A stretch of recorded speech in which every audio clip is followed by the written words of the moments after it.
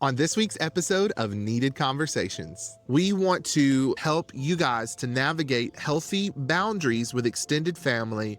You have to agree with your spouse on the type of boundaries that you set in place because, especially for men, the Bible says to leave and to cleave. Almost like when you have your firstborn child, you're kind of figuring out what to do, how to have those boundaries. So even the best of intentioned parents still maybe struggle with the first one. It takes an adjustment period whenever you get married to be able to find those appropriate boundaries. And then if you have a scenario like living with your in-laws for a while, which couples do, that can create some unhealthy dynamics as well. Guarding the presence of God for your family begins at home. It means prioritizing your marriage over all other relationships and making sure that you're not outsourcing your emotional challenges to your parents, your siblings, your friends, instead of your spouse. Because boundaries aren't rejection.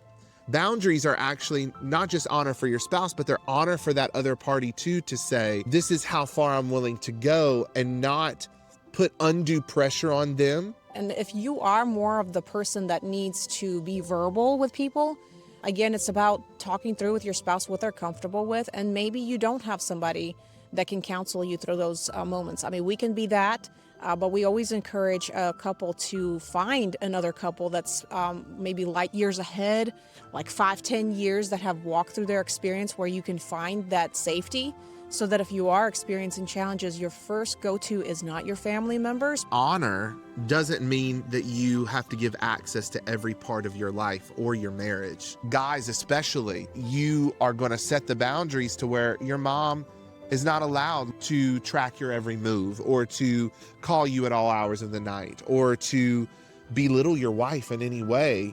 But then there's sometimes your spouse may say, I don't know if I trust this person because they've told me things like, hey, I'm going to tell you this, but don't tell anybody this. Yeah, it's hard for us to fathom that some of the closest people in our lives would have this kind of subconscious desire to see us not do bad, but not do better than them. I've heard somebody say relationships is like a tree. Like, you have many branches on a tree, and then you have hundreds and hundreds of leaves. And what are the leaves good for? Occasionally they provide some kind of shade. But what happens with seasons? They dry up and they wither away. I think acceptance is the key to setting the proper boundaries. When we have false expectations and we keep coming to this person expecting them to respond to us in a certain way that is appropriate in many cases, as a parent should or as a friend should, and then we keep being let down, we have to just accept that this person may never change. Just step back and let God do the work on the inside of them.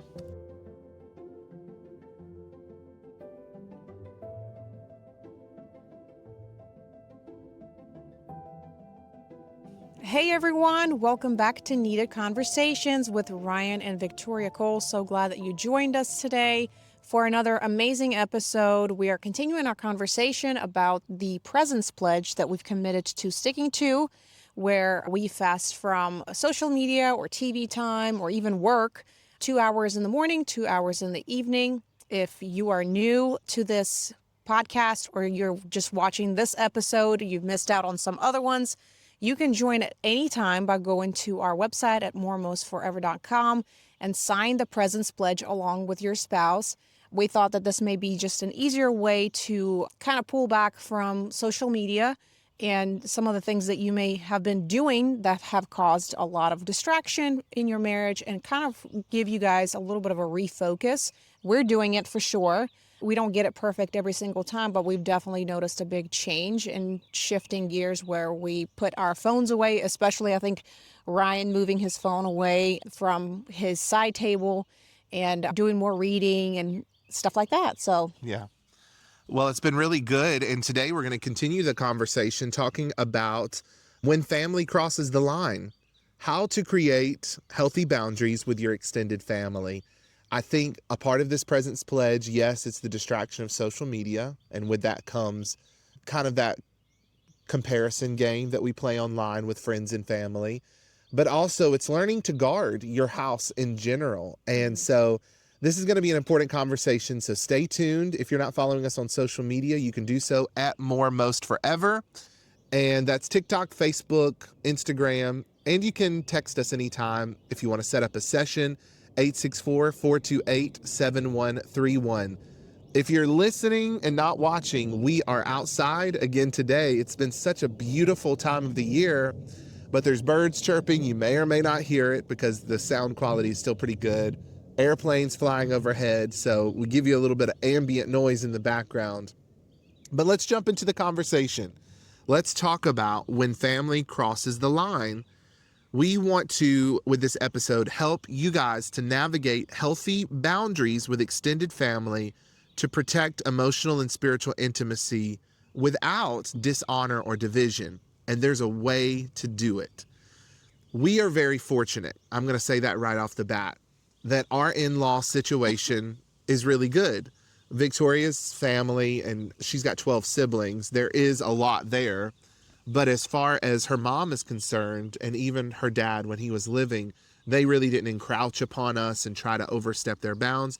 And I would say my family is pretty much the same. But we have counseled a lot of people who have in-law drama. And so we understand that there can be some toxic situations, whether that be mothers who are just overly into their son's life and they don't honor their daughter-in-law's new role as a wife, and between that or just toxic family scenarios in general, you have to agree with your spouse on the type of boundaries that you set in place, because especially for men, the Bible says to leave and to cleave. That's right.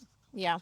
And I would say for most families, even if you do have good scenarios with your in-laws, I can attest that the first people that go and get married, your parents do get adjusted a little bit, because The guinea pig of the first they one. are a little bit of the guinea pig, almost like when you have your firstborn child, you're kind of figuring out what to do, how to have those boundaries. So even the best of intentioned parents still maybe struggle with the first one, maybe first one or two, to figure out what would be the best way to approach this. How do I help my child, but also let them be an independent adult? When is advice needed, and when sometimes you just need a listening ear, or when to step in and help in the moments of crisis and how to help. So there's just a lot that goes on, not just for people that are trying to protect themselves from in-laws, but also the dynamic of people that have married children. It's definitely something that you have to work through and figure out what would be the best boundaries that you create. And every season it may change. With a child being born, like a grandchild, every scenario is very different, but I can attest that I think any family that you talk to, the first child is normally the guinea pig. So whoever gets to be married first, normally the parents also kind of figure out what kind of boundaries to have with your child, because you also want to be a voice in their life. You want to give them wisdom, but also not like encroach into their family, also allow them to make mistakes. So there's definitely a lot that goes into it. And that's why they say when you marry your spouse, you basically marry their family. But that doesn't mean that now everything is so integrated that you don't have healthy boundaries. And that's what we're talking about today, is really having healthy boundaries. It takes an adjustment period whenever you get married to be able to find those appropriate boundaries. And then if you have a scenario like living with your in-laws for a while, which couples do, that can create some unhealthy dynamics as well. But I also want to flip it a little bit, because so many times we demonize these relationships. But I believe in intergenerational households. Even if you don't live together, I think it's vitally important for you to be connected to the wisdom of the previous generations, for your kids to be around their grandparents as much as they are open and willing to. I know right now I've watched a lot of videos online talking about the millennial dilemma. The parents of millennials aren't as engaged as grandparents as millennials' grandparents were. I hope that makes sense. I don't know who's above millennials. Is it Gen Xers? I have no idea. Yeah, Gen Xers. We are fortunate we don't have that dilemma, but I do understand how times have changed and the grandparents aren't as involved, and that puts a lot of stress. My parents did have help. They both worked, but my grandma watched us and they paid her to do so. but my granny also watched us, my granny and pa. Like, there was a lot of help going on that a lot of people don't have. We're fortunate that our parents do help out some, but of course, all of our parents still work. So you have a scenario where people are working longer into their older years. Yeah. So that doesn't give them the availability to be able to help. So you got to give each other grace a little bit. And then we've also known people who have gone no contact with narcissistic parents or abusive parents. And you've got to know when to set some of those firm boundaries. But the first thing that you should know is that guarding the presence of God for your family begins at home.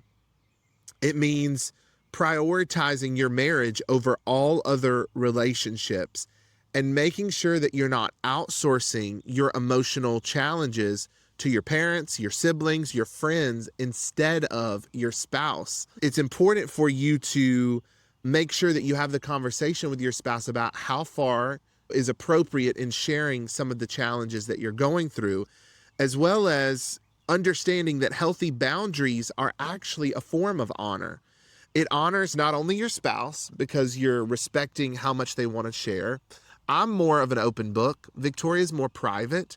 So we've had to have conversation, and I've had to assess whenever I'm talking with family members, how much would not I be comfortable with sharing, but how much would Victoria be comfortable with me sharing? And bearing that in mind is vitally important, because boundaries aren't rejection. Boundaries are actually not just honor for your spouse, but they're honor for that other party too, to say, this is how far I'm willing to go, and not put undue pressure on them to try and be a savior for your situation. Or I know with certain parents, they worry a lot, or they're overly concerned, and even for their health. Like, if there's something that you can solve within your relationship, you should do that. But on the other hand, knowing with your spouse, who are your safe havens? Right. That if something, we were just talking about this morning, that if something dramatic happened in the relationship, whether it be mental health or a physical health kind of challenge, who would we be able to go to for one another? What do you want to add? One of the things that I look for personally in a person, like a trustworthy person, is that if they can guard what I tell them. I know that I can trust my mom, especially when I tell her, Mom, I would like for you to leave it between me and you. Don't be like telling other people or any of that. And you have to have discernment of who has the capacity and the ability to carry the load of maybe praying for your marriage or whatever. Not everybody deserves that. And if you are more of the person that needs to be verbal with people, again, it's about talking through with your spouse what they're comfortable with, and maybe you don't have somebody that can counsel you through those moments. I mean, we can be that, but we always encourage a couple to find another couple that's maybe light years ahead, 5-10 years, that have walked through their experience, where you can find that safety, so that if you are experiencing challenges, your first go-to is not your family members, preferably. It is people that you can call upon, and they're not going to be biased. And so they're going to give you a godly, good perspective. And so, I mean, that's why we're here. We want to be a resource to you guys. So if you have any challenges and you don't have anybody to come to, you can definitely message us at 864-428-7131, and we can try to help you in any way. And of course, if we're not able to, we'll definitely direct you to somebody that can. Yeah. I want you to know that honor doesn't mean that you have to give access to every part of your life or your marriage. Even though your parents brought you into the world, they raised you, they supported you, you're forming an altogether new unit, and you and your spouse have to have a level of trust. The dynamics of your relationship change, that your parents become your extended family. I always talk with parents about that transitional period between, I would say, 15 to 18, maybe a little bit earlier, when you transition from an authority figure to an influencer. And even though they may be living under your roof, there's only so far you can extend that it's my way or the highway, Right. before you push your kids away, and there's some resentment there. Definitely you need to have rules and boundaries in your home for sure, and have consequences for those. But I think you have to give them the space to make their own decisions, make their own mistakes, and trust what you've instilled within them. So some practical examples of setting boundaries with your extended family is not allowing negative talk about your spouse. Even if you and your spouse are having challenges, don't allow your siblings or your parents to speak negatively about it and say, Mom, if you're going to talk negatively about my spouse, I'm just going to have to leave, or I'm going to have to hang up this phone call. Yes, we're experiencing some challenges. Yes, I know his flaws. I married the man, but we're going to speak affirmatively about this situation. There's a difference in speaking truth and just being sort of crass about the situation. So another one would be keeping private conversations private. Another boundaries is understanding the dynamics of holidays, childcare, living arrangements, and really sitting with your spouse and talking about what you're comfortable with. The other thing that I think is very important is having a united front with you and your spouse. So that means deciding these boundaries together and presenting that united front to the in-laws.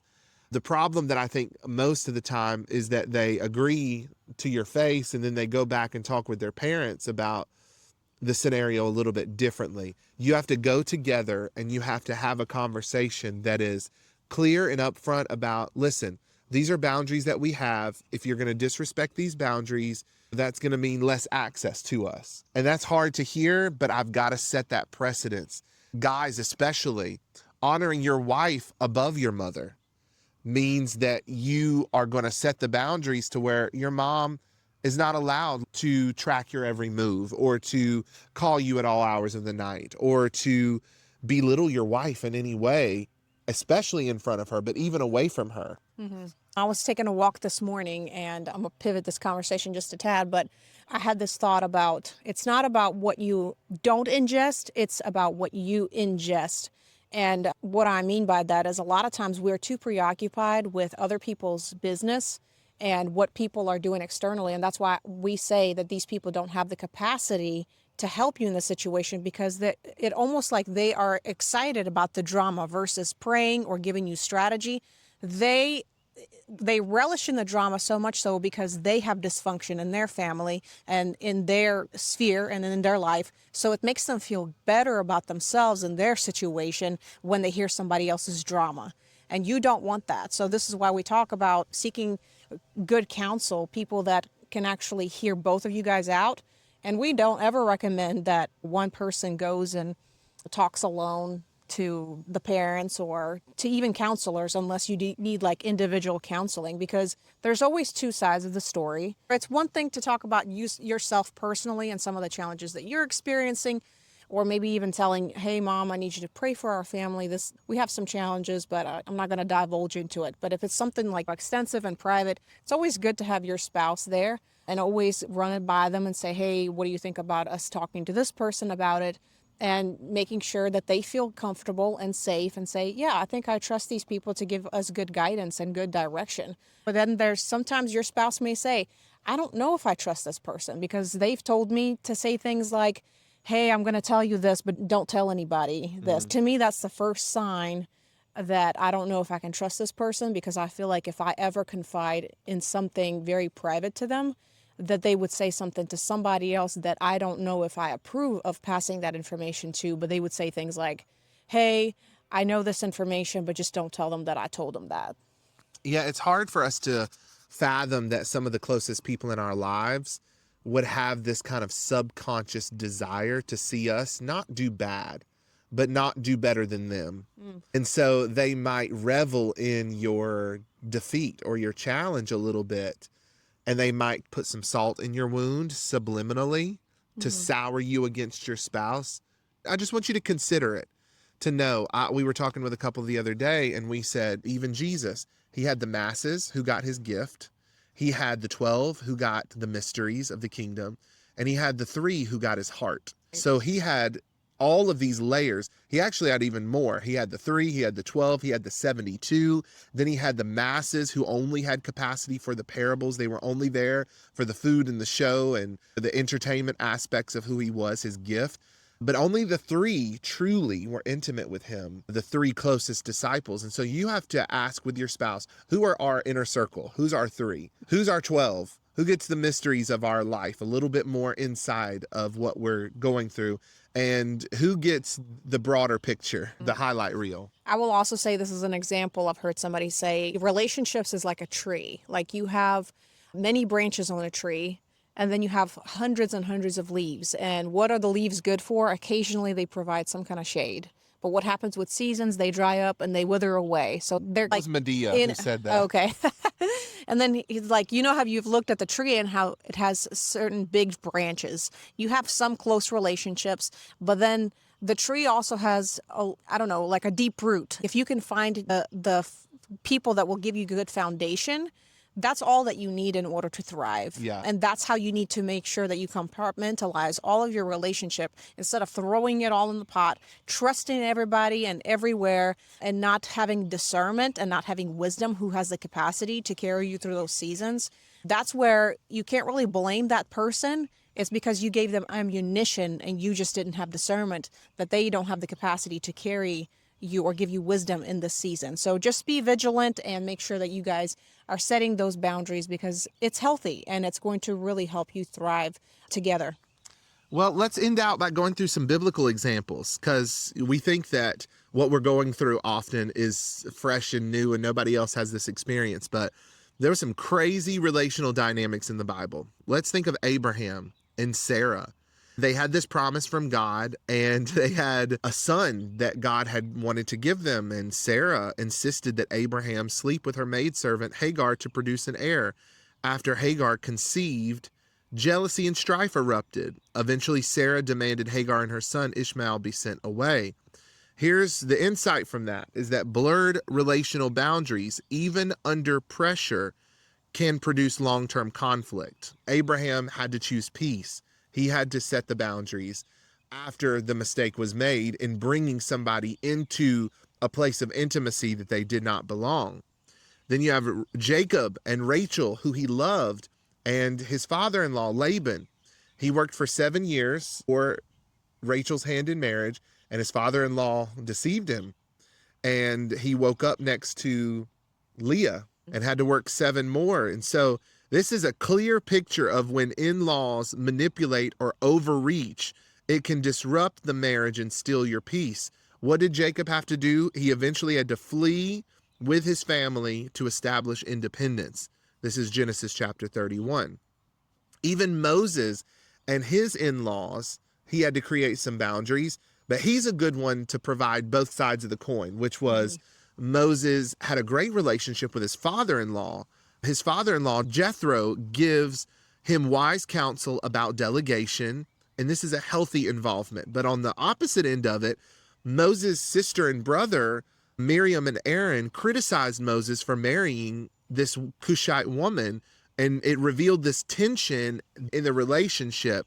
And so the insight from that biblical scenario is that not all family involvement is bad. And that's what we're trying to get across to you today. But it must be rooted in wisdom, not in control or jealousy. So Moses had to discern when to receive advice and when to stand firm. You even have Naomi, Ruth, and Orpah, this kind of daughter-in-law dynamic that went on. And then when Ruth got remarried because she was a widow, there was some honor that was bestowed upon Ruth, but it was an earned honor. It was a mutual honor. In that dynamic, there was an intergenerational household. You had David and Saul's daughter, who became his wife, and they loved one another, the Bible said, but eventually David's wife saw him from a balcony worshiping God and criticized him, and she was struck barren. And the insight is learning that you're marrying into a family with different spiritual values. I mean, at that point, he wasn't married whenever he was playing for Saul, but there was some sort of jealousy too towards David and his calling and his anointing. And even despite the persecution that he's received from Saul, he still said, I'm not going to touch my God's anointed, even when it was like the reasoning was viable. Like his soldiers and his leaders, the leadership the people that he was guiding, they were like, why? You have every opportunity to take care of this right now. But he's, no, I'm not going to do that. And that takes the hand of God and you being humble enough to know when to close your mouth and when not to talk bad about them, and just pray that God reveals his heart to them and maybe heal some of the wounds that they may be having. Like, I have to say, I earned a bigger respect for my father, even though there are some things that I think I deal with right now because of my childhood, but I have more compassion because of the things that I've understood him to go through when he was a child. So I had to accept him for who he was, and maybe he was never going to change, and I just had to honor him as a source of life and respect him in the way that he deserves. And sometimes it felt he could have done better, but at the same time, God gives you strength and wisdom and grace to be able to juggle those relationships and still show honor and respect, and just continue to pray for them and continue to speak good about them, because God is going to honor you in that way as well if you honor the ones that are close to you and the ones that have given you life. Yeah, I think acceptance is the key to setting the proper boundaries. I think that when we have false expectations and we keep coming to this person expecting them to respond to us in a certain way that is appropriate in many cases, as a parent should or as a friend should, and then we keep being let down, like, we have to just accept that this person may never change. This is who they are, and as much as I would want them to change, maybe they will. I've got to plan as if they never will, so that I protect my mental state, my peace, my marriage, and that I don't let myself down with disappointment. And also accept the way that they're going to respond when you create those boundaries. They may not be happy about it. It may make They'll may take some time. Yeah, it may feel like they're gaslighting you for it, but as long as you have peace, you did it in an honorable way. Just step back and let God do the work on the inside of them. Yeah. The last one I want to talk about is Jesus. Jesus had an earthly family, of course, and he had his own conflicts. And one of those we see, of course, is when Jesus is, before he's even revealed, he's at this wedding in Cana, and his mom comes to him and said, "They're out of wine." And she's, "What is it?" "What does this have to do with me?" "This is before my time." And she just kind of completely ignores him. And she turns to the servants and says, "Whatever he says, do it." And Jesus relents. And this is one of the first sign of his public ministry. And Jesus could have continued to wrestle there, but he trusted in his mother's wisdom as well. And he honored her, and he did as she asked. But then on the other end of it, at one point, Jesus had to set boundaries with his mother. It says in Mark chapter 3, verses 20 to 21 and 31 to 35, that Jesus's own mother and brothers tried to seize him, thinking that he was out of his mind. And so later, when they called for him, Jesus responded saying, "Whoever does the will of God is my brother, sister, and mother." And he was like, who are my siblings? Who is my mother? And this insight is that even Jesus had to redraw the lines of relational priority at certain points in his life and ministry. And although he honored his earthly family, according to John 19, his highest loyalty was to the Father and to his spiritual family that he was creating. So this week, we want to encourage you to sit down and have a heart-to-heart conversation with your spouse about any boundary issue that you feel like is affecting your peace, whether that be extended family, or maybe they're oversharing, there's some things you're embarrassed about. And really consider that if there's challenges that you feel like you can't overcome, instead of running to these family members or friends, maybe you need to have a session with someone like us. And we're very open to that. You can text us anytime, 864-428-7131. But also, there may be just some family dynamic things that you just never set in place, the proper boundaries. And if you're at the beginning of your marriage, right now is the right opportunity to do it. But if not, you need to find a way. There's a way to still honor your in-laws without allowing them to cross boundaries that they shouldn't. Yeah. So, it may be a little challenging for those of you who have already been married for a while and those boundaries have never been set in place, and it feels like a hard thing to overcome. It feels like, why are we bringing this up now? Why are we dealing with this now? But I think those are important conversations to have for both you and your spouse, and it's never too late to start again. It may be challenging at first, but I think if you come with a humble heart and express to those individuals, "Hey, we've talked about this and we've just noticed how things have shifted and changed, and we just want to start establishing this boundary, and this is why."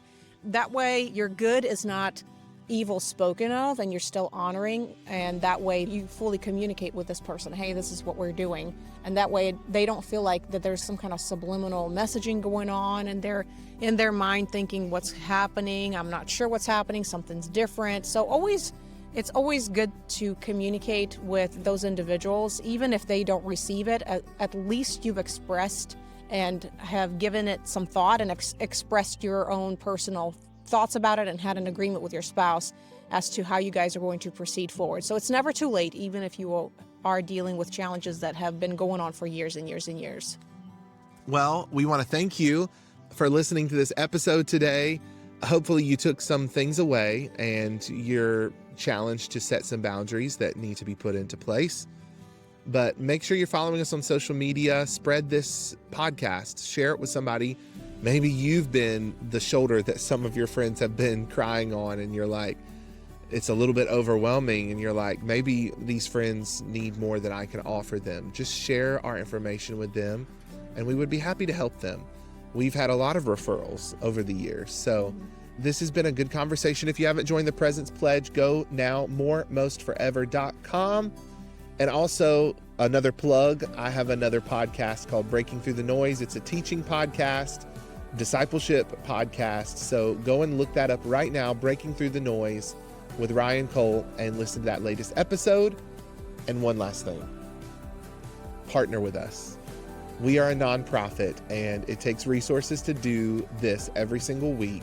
We're doing this primarily full time. We have a few business things on the side, but this is our goal, to minister in this way. We're planting a church. There's so many ministry things that we are doing this year and we need your support in doing it. So go to empoweredcultureministries.org and make a donation, empoweredcultureministries.org. Any final words? Yeah, it's been a needed conversation. Join us next week for another one. See you then.